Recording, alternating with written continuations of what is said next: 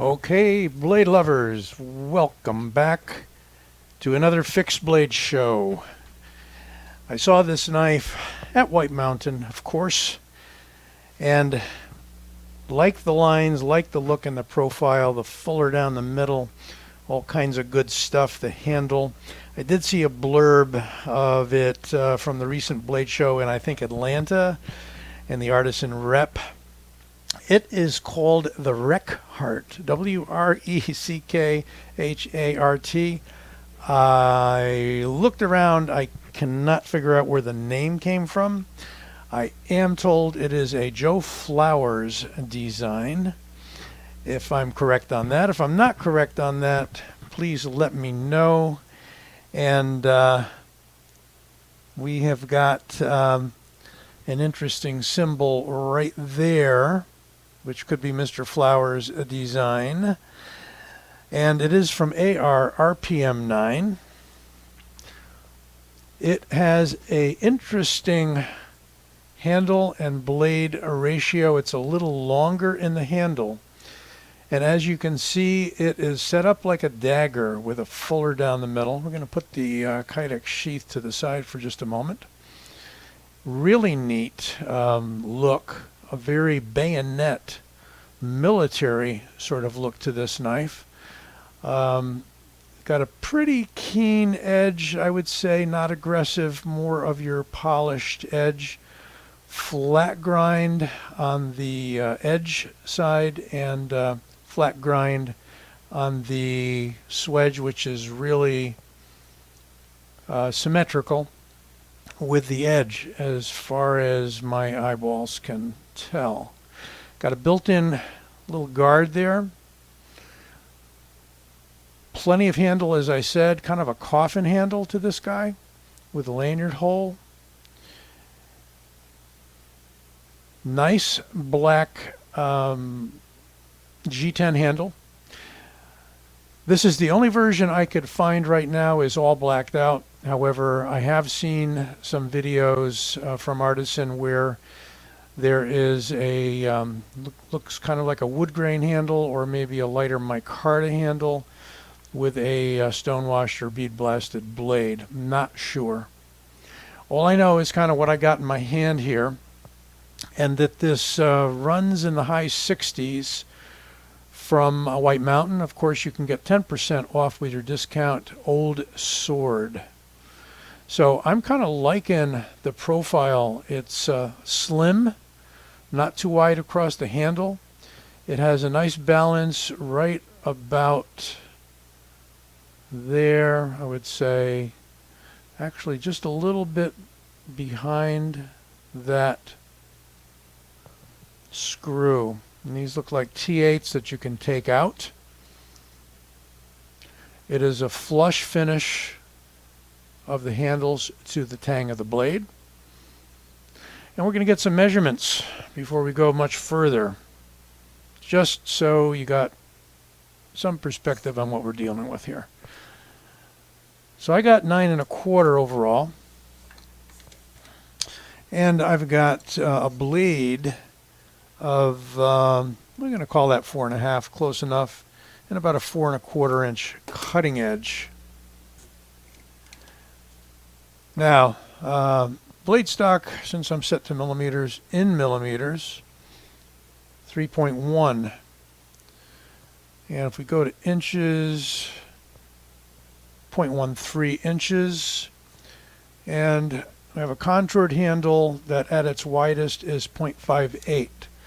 Really, for a fixed blade, that is not bad. You wouldn't want it to be much slimmer than that. And look at that nice contouring. Fits the palm beautifully. Very neutral. You like to go edge out, point down. You like to go edge in, point down, and no problem. You back out a little bit and you're not going to run into the guard with your palm. Now let's grab a weight before we finish up with the specs. Knife alone is just about 6 ounces and a 5.966. Now we have a sheath. Of course we have a Kydex sheath.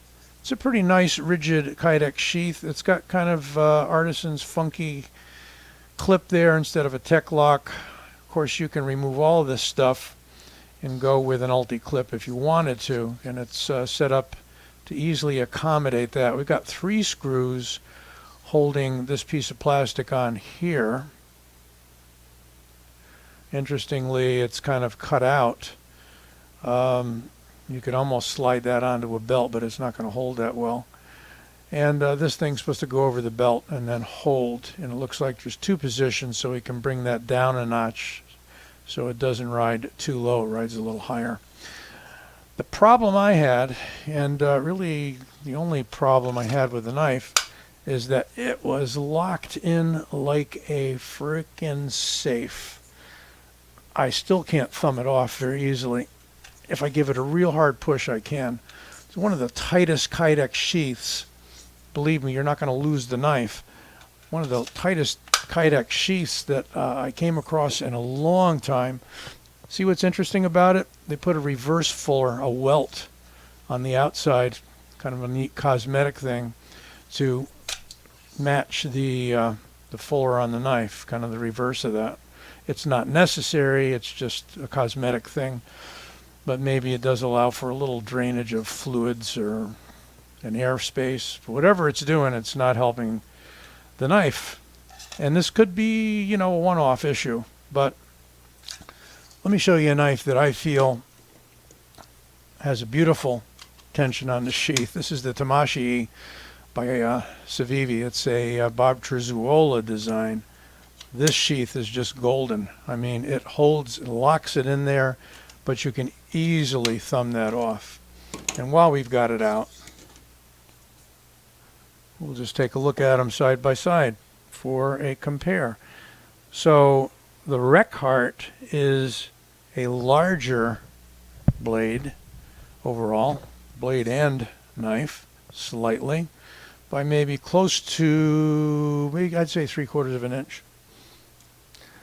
Now how about the Wakahashi? Wakahashi by Sencut, a Civivi company. That's going to be a significantly smaller knife, as you can see. Got the fancy lanyard on it. The Tamashii had the same thing. This square-sided, lots of paracord type lanyard. And this is an extremely light knife. And one of my favorite lately in the fixed blade realm. Real handy, just great size. As is the Tamashii.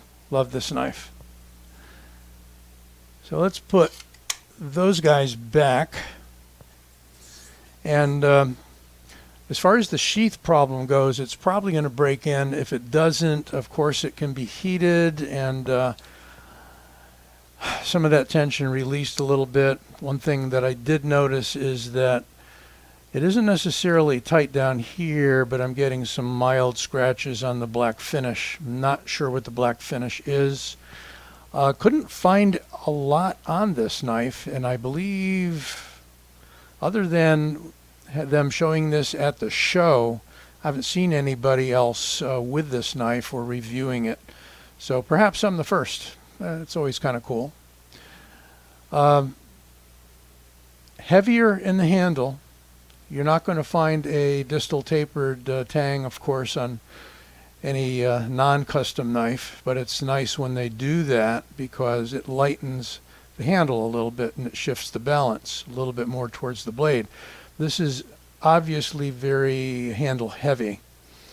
You've got enough flat here. There is no jimping, okay? 0 jimping. So there is enough flat so you can comfortably push your thumb on the back of the blade. I don't find any pain in doing that, but then again, there's no resistance in cutting anything at this moment either. You have a very gradual swell for the fingers there on the underside of the handle, and it is straight across the back. You may very well like the blacked out version. It's kind of cool, kind of stealthy. Could make a neat boot type knife, backup defensive knife. Certainly also capable of EDC chores. You've got a pretty good point there. You've got a good amount of thickness being kept right out to the point. And if we just do a quick comparison with a folder for reference, there's the Griptilian. So certainly fixed blade being maybe close to 2 inches longer overall than the Griptilian. And my usual for comparison, the Rat 1. Taking a look at that, we've got, you know, maybe 1.5 inches or so longer than the Rat 1.